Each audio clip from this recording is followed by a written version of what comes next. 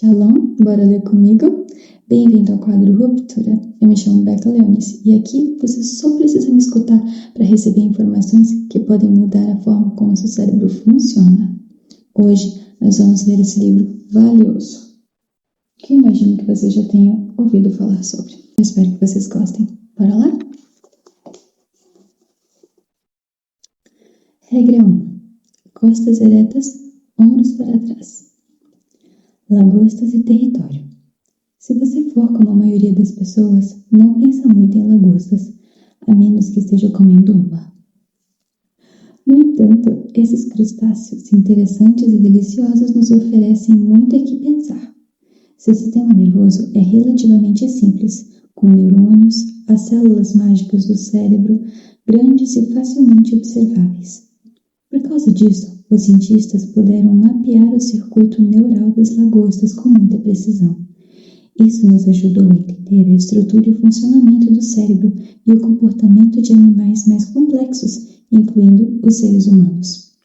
As lagostas têm muito mais em comum com você do que você possa imaginar, especialmente quando você faz boca de siri. As lagostas vivem no fundo do oceano.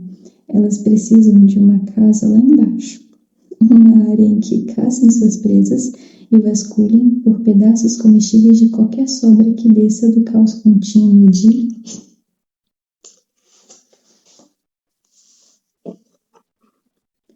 carnificina e morte que acontece muito em cima. Elas querem um lugar seguro em que a caça e a coleta sejam boas. Elas querem um lar. Isso pode criar um problema, uma vez que existem muitas lagostas. E se duas delas ocuparem o mesmo território ao mesmo tempo, no fundo do oceano, e ambas quiserem viver lá? E se houver centenas de lagostas, todas tentando sobreviver e criar suas famílias na mesma populosa área de areia e alimentação? Outras criaturas têm esse problema também. Quando os pássaros voam para o norte na primavera, por exemplo, envolvem-se em disputas ferozes por território. As músicas que cantam, tão pacíficas e bonitas aos ouvidos humanos, são toques de sirene e gritos de domínio. Um pássaro com uma musicalidade brilhante é um pequeno guerreiro proclamando sua soberania. Tome como exemplo a cambaxirra. Não conheço esse pássaro. Um pássaro pequeno, briguento e que come insetos, comum na América do Norte. Uma cambaxirra que acabou de chegar quer um lugar protegido para construir seu ninho, longe do vento e da chuva. Ela também vai querer convencer seus concorrentes a ficarem longe daquele espaço. Pássaros e território. Meu pai e eu fizemos uma casinha para as cambaxirras quando eu tinha 10 anos. Parecia uma carroça coberta e tinha a entrada principal do tamanho de uma moeda. Com isso, tínhamos uma casinha boa para as cambaxirras, que são pequenininhas, mas nada boa para os pássaros maiores, que não conseguiam entrar. Minha vizinha, uma senhora idosa, também tinha uma casinha de pássaros, que havíamos feito para ela naquela mesma época, usando uma velha bota de borracha. Tinha uma abertura grande o suficiente para um pássaro do tamanho do pinta-roxo. Ela esperava ansiosa pelo dia em que a casa seria ocupada. Um dia, uma cambaxirra descobriu nossa casinha e ali fez seu lar. Podíamos ouvir seu canto longo, vibrante e contínuo durante o início da primavera. No entanto, depois que havia construído seu ninho na carroça coberta, nossa nova inquilina aviária começou a carregar pequenos gravetos para a bota da nossa vizinha. Ela a encheu com gravetos de modo que nenhum outro pássaro, grande ou pequeno, conseguisse entrar. Nossa vizinha não gostou dessa atitude preventiva, mas não havia nada que pudesse fazer. Se tirarmos a casinha, disse meu pai, limparmos e a colocarmos de volta na árvore, a cambaxirra vai enchê-la de gravetos novamente. As cambaxirras são pequenas e lindinhas, mas impiedosas. No inverno anterior, eu havia quebrado minha perna esquiando. Tinha sido minha primeira vez esquiando morro abaixo e recebido um dinheiro de um seguro escolar destinado a recompensar crianças sem sorte e desastradas. Comprei um gravador de fita cassete, uma tecnologia de ponta na época, com dinheiro. Meu pai me deu a sugestão de ficar sentado no jardim e gravar o canto da cambaxila, e depois tocar a gravação e ver o que aconteceria. Lá fui eu, sob os belos raios do sol da primavera, e gravei alguns minutos da cambaxila soltando o seu clamor furioso pelo seu território através da música. E então, fiz com que ela escutasse a própria voz. Ai, meu Deus! Aquele passarinho, um terço do tamanho de um pardal, começou a atacar o toca-fitas e a mim, investindo para frente e para trás a centímetros da caixa de som. Vimos esse tipo de comportamento várias vezes, mesmo sem o gravador. Se algum pássaro maior sequer ousasse sentar e descansar em qualquer uma das árvores perto da nossa casinha de pássaros, havia uma boa chance de que fosse abatido do seu poleiro por uma cambaxila kamikaze. Ai, gente. Ora, cambaxilas e lagostas são muito diferentes. As lagostas não voam, cantam ou se empoleiram. As cambaxilas têm penas e não cascas duras. Elas não podem respirar embaixo d'água e quase nunca são servidas com manteiga. No entanto, são similares de maneiras importantes. Ambas são obcecadas por status e posição, por exemplo, como muitas outras criaturas. O zoólogo e psicólogo comparativo norueguês, como é que pronuncia esse nome? Thorleif, e essa parte eu não vou arriscar. Enfim, ele observou em 1921 que mesmo as galinhas comuns de quintal estabeleciam uma hierarquia. A determinação de quem é quem no mundo das galinhas tem implicações importantes para a sobrevivência de cada uma das aves, especialmente em tempos de escassez. As aves que sempre têm acesso prioritário a qualquer comida que for jogada no solo pela manhã são as galinhas celebridades. Depois delas, vêm as do banco de reservas. Ai, excelente. As bajuladoras e as aspirantes. Então, vem as de terceira classe e assim por diante, até chegarem as miseráveis feridas e quase depenadas que ocupam a camada mais baixa e desprezível da hierarquia. As galinhas, assim como as pessoas da cidade, vivem em comunidade. As comparações. Os pássaros, como a cambaxila, não, mas ainda habitam uma hierarquia de dominância. Ela apenas está espalhada em uma área maior. Os pássaros mais astutos, fortes, saudáveis e afortunados ocupam o território nobre e o defendem. Por causa disso, há uma chance maior de que atraiam parceiras de alta qualidade para gerarem uma ninhada de filhotes que vai sobreviver e crescer. Estar protegido do vento, da chuva e de predadores, assim como ter acesso fácil à alimentação melhor, proporciona uma existência muito menos estressante. O território é importante e há pouca diferença entre direito de território e status social. Geralmente é uma questão de vida ou morte. É real. Se uma doença aviária se espalhar em uma comunidade de pássaros bem estratificada, serão os pássaros menos dominantes e mais estressados que ocupam os degraus mais baixos do mundo dos pássaros que terão mais chance de adoecer e morrer. Isso também vale para as comunidades humanas. Quando os vírus aviários e outras doenças se espalham pelo planeta? Os pobres e debilitados sempre morrem primeiro em maior número. Eles também são muito mais suscetíveis a doenças não infecciosas, como câncer, diabetes e doenças cardíacas. Como dizem, quando a aristocracia pega um resfriado, a classe trabalhadora e a harmonia. Uma vez que o território é crucial e que os melhores locais são sempre mais escassos, a busca por território entre os animais produz o conflito. Por sua vez, o conflito acarreta outro problema: como ganhar ou perder sem que as partes discordantes incorram em grande perda. Esse último ponto é particularmente importante. Imagine que dois pássaros comecem uma disputa por uma área desejável para fazer seu ninho. A interação pode facilmente se transformar em combate físico. Sob tais circunstâncias, eventualmente, um pássaro vai ganhar, geralmente o maior. Mas mesmo o vencedor pode sair ferido da luta. Isso significa que um terceiro pássaro, sem ferimentos, esperto e observador, pode oportunamente se apresentar e derrotar o vencedor, que agora está ferido. Com certeza isso é um mau negócio para os dois primeiros pássaros. Legal? Conflito e território. Ao longo dos milênios, os animais que tiveram de conviver com outros nos mesmos territórios, consequentemente, aprenderam vários truques para estabelecer o domínio, ao mesmo tempo em que arriscavam a menor quantidade possível de dano.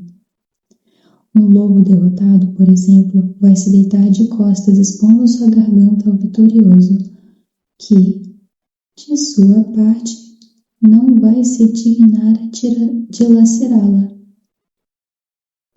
O lobo agora dominante pode ainda precisar de um parceiro caçador, mesmo que seja o patético ex-rival derrotado. Uau! Os dragões barbudos, lagartos notavelmente sociais, balançam suas patas dianteiras pacificamente uns para os outros para indicar seu desejo pela continuidade da harmonia social. É tipo um tchauzinho. Os golfinhos produzem pulsos sonoros especializados enquanto caçam e durante outros momentos de alta emoção para reduzir o conflito em potencial entre os membros dominantes e subordinados do grupo. Esse comportamento é endêmico em comunidades de seres vivos, e as lagostas perambulando pelo fundo do oceano não são exceção. Se você capturar algumas dezenas delas e transportá-las para um novo local, poderá observar seus rituais e técnicas de formação de status. Primeiramente, cada lagosta vai explorar um novo território, em parte para mapear os detalhes e em parte para encontrar um bom lugar para ser seu abrigo. As lagostas aprendem bastante sobre o local onde vivem e se lembram do que aprenderam. Se você assustar uma lagosta perto do seu habitat, ela voltará rapidamente e se esconderá lá. No entanto, se assustar uma em um local mais distante, ela vai correr para o abrigo mais próximo, que foi previamente identificado e agora lembrado. Cada lagosta precisa de um esconderijo seguro para descansar, livre de predadores e forças da natureza. Além disso, ao crescerem, elas trocam sua casca e se renovam, o que as deixa vulneráveis por longos períodos de tempo. Uma toca sobre uma rocha é um bom lar para as lagostas, especialmente se for localizada onde conchas e outros detritos possam ser postos na entrada para cobri-la, uma vez que a lagosta esteja confortavelmente abrigada dentro. Porém, pode ser que haja apenas poucos abrigos ou esconderijos muito bons em cada território. Eles são escassos e valiosos. Outras lagostas buscam por eles continuamente. Isso quer dizer que as lagostas encontrarão outras ao explorarem. Os pesquisadores demonstraram que até mesmo uma lagosta que cresceu isolada sabe o que fazer quando isso acontece.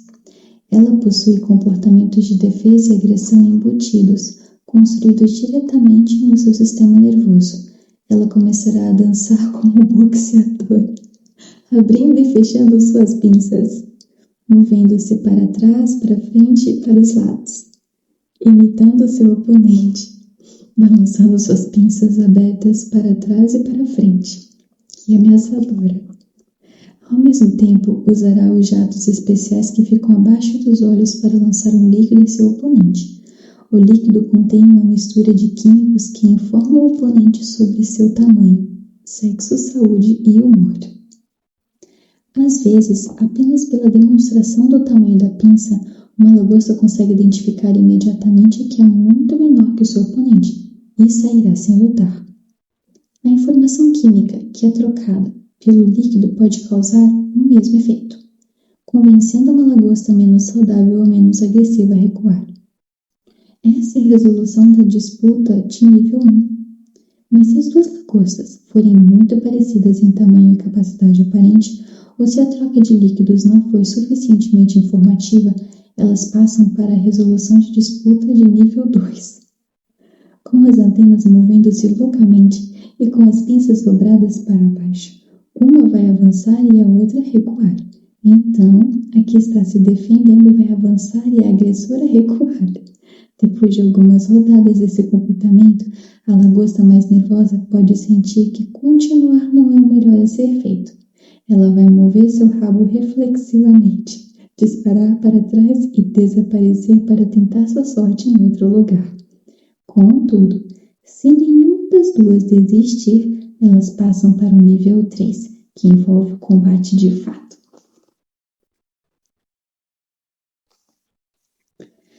Dessa vez, as lagostas, já enraivecidas, lançam-se ferozmente uma em direção à outra com suas pinças estendidas para lutar. Cada uma tenta atingir as costas da outra. Aquela lagosta que for atingida vai concluir que sua oponente é capaz de causar sérios danos. Geralmente, desiste e foge, embora carregue o ressentimento intenso e vá disseminar fofocas pelas costas do oponente vitorioso. Se nenhuma delas conseguir atingir a outra, ou se a que for atingida não desistir, as lagostas passam para o nível 4. Isso acarreta um risco extremo e não deve ser feito sem muita ponderação. Uma delas ou ambas sairá machucada do conflito, talvez fatalmente. Os animais avançam entre si cada vez mais rapidamente. Suas pinças estão abertas, então podem agarrar uma pata, antena, haste do olho ou qualquer outra parte exposta e vulnerável. Quando uma parte do corpo for agarrada, a lagosta que agarrou vai mover o rabo para trás bruscamente, com as pinças firmemente fechadas, e vai tentar arrancá-la. As disputas que chegam a esse ponto tipicamente deixam claro quem é o vencedor e quem é o perdedor. O perdedor provavelmente não sobreviverá, especialmente se permanecer no território ocupado pelo vencedor, agora um inimigo mortal. Após perder uma batalha, não importa o quão agressivamente a lagosta tenha se comportado, hesitará em lutar novamente, mesmo contra outro oponente que já tenha derrotado antes. Um competidor derrotado perde a confiança às vezes por dias. Ocasionalmente, a derrota pode ter consequências ainda mais graves. Se uma lagosta dominante for seriamente derrotada, seu cérebro praticamente se desconstrói. Então, um novo cérebro de subordinado surge, o mais apropriado para sua nova posição inferior. Seu cérebro original simplesmente não é desenvolvido o suficiente para conciliar a transformação que houve de rei para cachorro de rua sem uma dissolução completa e um renascimento. Qualquer um que tenha experimentado uma transformação dolorosa após uma derrota grave no amor ou na carreira pode sentir algum tipo de afinidade com aquele crustáceo outrora vitorioso.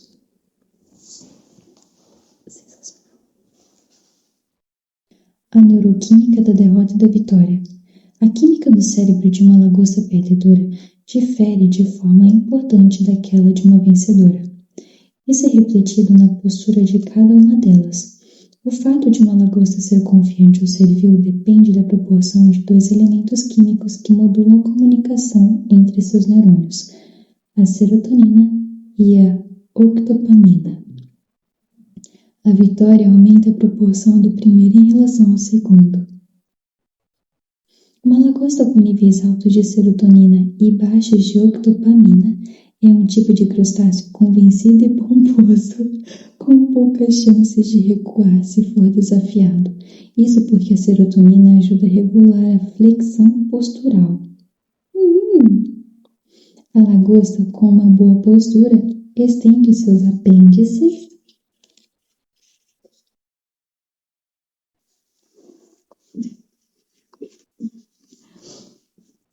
para que aparente ser grande e perigosa, como Clint Eastwood em Um Faroeste Espaguete. Quando uma lagosta que acabou de perder uma batalha é exposta à serotonina, ela se estica, avança até as ex-rivais vitoriosas e luta com mais ferocidade por mais tempo.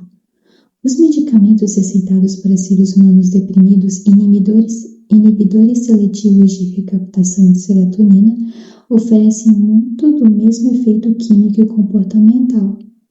Em uma das demonstrações mais inacreditáveis da continuidade evolucionária da vida na Terra, o Prozac anima até mesmo as lagostas. Níveis altos de serotonina e baixos de octopamina caracterizam o vitorioso. A configuração neuroquímica oposta, uma alta proporção de octopamina em relação à serotonina, produz um tipo de lagosta com aparência de derrota, desalinho, inibição, esmorecimento e tô abrindo uma penca de palavra nova, e furtividade, perambulando pelos cantos do oceano e desaparecendo ao primeiro sinal de problema. As famosas mijonas. A serotonina e a octopamina também regulam o reflexo de movimento da cauda da lagosta, que serve de mecanismo para movê-la rapidamente para trás quando precisa escapar. São necessários menos estímulos para ativá-la em uma lagosta derrotada. Podemos perceber um eco disso nas características de reflexo de medo aumentado em soldados ou em crianças com transtorno de estresse pós-traumático. Eu não sei se algumas palavras eu podia falar aqui. Só tô lendo. O princípio da distribuição desnivelada. Quando uma lagosta derrotada ganha coragem e ousa lutar novamente, tem estatisticamente mais chances de perder de novo, com base em suas lutas anteriores. Por outro lado, sua oponente vitoriosa tem mais chances de ganhar. No mundo das lagostas, o vencedor leva tudo, assim como nas sociedades humanas, em que aquele 1% do topo tem tanto dinheiro quanto os 50% da base, e em que as 85 pessoas mais ricas têm tanto dinheiro quanto as outras 3,5 milhões. É muita gente. Esse mesmo princípio brutal de distribuição desnivelada aplica-se fora da área financeira, na verdade, em qualquer contexto em que exista produção criativa. A maioria dos artigos científicos é escrita por um grupo pequeno de cientistas. Uma pequena proporção de músicos produz quase todas as músicas comerciais gravadas. Um número pequeno de autores vende todos os livros. 1,5 milhão de livros diferentes são vendidos por ano no Senhor. Entretanto, desses, apenas 500 têm mais de 100 mil cópias vendidas. Similarmente, apenas 4 compositores clássicos, Bach, Beethoven, Mozart e Tchaikovsky, compuseram quase todas as músicas tocadas pelas orquestras modernas. Bach, de sua parte, compôs tão prolificamente que levaria décadas de trabalho apenas para copiar suas partituras, e, no entanto, apenas uma pequena fração de sua extraordinária produção ainda é amplamente tocada. O mesmo princípio aplica-se à obra dos outros 3 membros desse grupo de compositores superdominantes. Apenas uma pequena fração do seu trabalho é ainda amplamente tocada. Assim, uma pequena parte da música que foi composta por uma pequena parte de todos os compositores clássicos que já criaram músicas corresponde a quase todas as músicas clássicas que o mundo conhece e ama. Esse princípio é algumas vezes conhecido como a Lei de Price, em homenagem a Derek J. de Sola Price. Não prometo ler o nome das pessoas corretamente. O pesquisador que descobriu sua aplicação na ciência em 1963. O princípio pode ser modelado usando-se um gráfico no formato aproximado de um L, com o número de pessoas no eixo vertical e a produtividade ou recursos no horizontal. O princípio básico foi descoberto muito antes. Vilfredo Pareto, um polímata, tem um acento aqui? Tem um acento. Um polímata italiano percebeu sua aplicabilidade na distribuição de riquezas no início do século XX, e isso parece ser verdadeiro para cada sociedade já estudada, independentemente da forma de governo. O princípio também é aplicado à população das cidades. Um número bem pequeno delas abriga quase todas as pessoas. A massa dos corpos celestes, um número bem pequeno deles acumula quase toda a matéria, e a frequência de palavras em um idioma. 90% da comunicação ocorre usando-se apenas 500 palavras, entre muitas outras coisas. Isso costuma ser conhecido como o princípio de Mateus 25, 29, derivado daquela que pode ter sido uma das declarações mais severas atribuídas a Cristo, pois a quem tem, mais será dado, e terá em grande quantidade, mas a quem não tem, até o que tem lhe será tirado. Você realmente sabe que é o Filho de Deus quando seus ensinamentos se aplicam até aos crustáceos. Voltando aos crustáceos rebeldes, não leva muito tempo antes que as lagostas, ao se testarem, aprendam com quem podem mexer e de quem devem se afastar. E quando aprendem isso, a hierarquia resultante é extraordinariamente estável. Tudo que uma lagosta vitoriosa precisa fazer, uma vez que ganhou, é balançar as antenas de forma ameaçadora, e qualquer oponente anterior vai desaparecer, deixando uma nuvem de areia para trás. Uma lagosta mais fraca vai desistir de tentar, aceitar seu status mais baixo, e assim manter suas patas presas ao corpo. A lagosta do topo, por outro lado, que ocupa o melhor abrigo, tem um bom descanso, termina uma boa refeição. Desfila seu domínio ao redor do seu território, acordando as subordinadas de seus abrigos à noite, apenas para lembrá-las quem é que manda. Todas as garotas. As lagostas fêmeas, que também lutam muito pelo território durante as fases explicitamente maternas de sua existência, identificam o macho superior rapidamente e ficam atraídas por ele de forma irresistível. Para mim, isso é uma estratégia brilhante. Ela também é utilizada por fêmeas de outras espécies, incluindo a humana. Em vez de realizarem a difícil tarefa de calcular sozinhas qual é o melhor homem, as fêmeas terceirizam o problema ao usar os cálculos perfeitos da hierarquia de dominância. Elas deixam os machos lutarem e escolherem seus amantes entre aqueles que ficam no topo. É bem isso que ocorre na precificação da bolsa de valores, em que o valor de qualquer empreendimento em particular é determinado através da concorrência entre todos. Quando as fêmeas estão prontas para trocar de casca e amolecer um pouco, ficam interessadas em acasalar. Elas começam a se aproximar da área do macho dominante, lançando perfumes atraentes e afrodisíacos, tentando seduzi-lo. Sua agressividade o fez vitorioso, então provavelmente ele vai reagir de maneira dominante e irritável. Além disso, ele é grande, saudável e poderoso. Não é uma tarefa fácil mudar o foco de sua atenção da luta para o acasalamento. Porém, se for seduzido corretamente, ele direcionará seu comportamento para a fêmea. Isso é uma versão com lagostas de 50 tons de cinza. o livro com vendas mais rápidas de todos os tempos e é a eterna trama de A Bela e a Fera, o romance arquetípico. Esse é o padrão de comportamento continuamente representado nas fantasias literárias.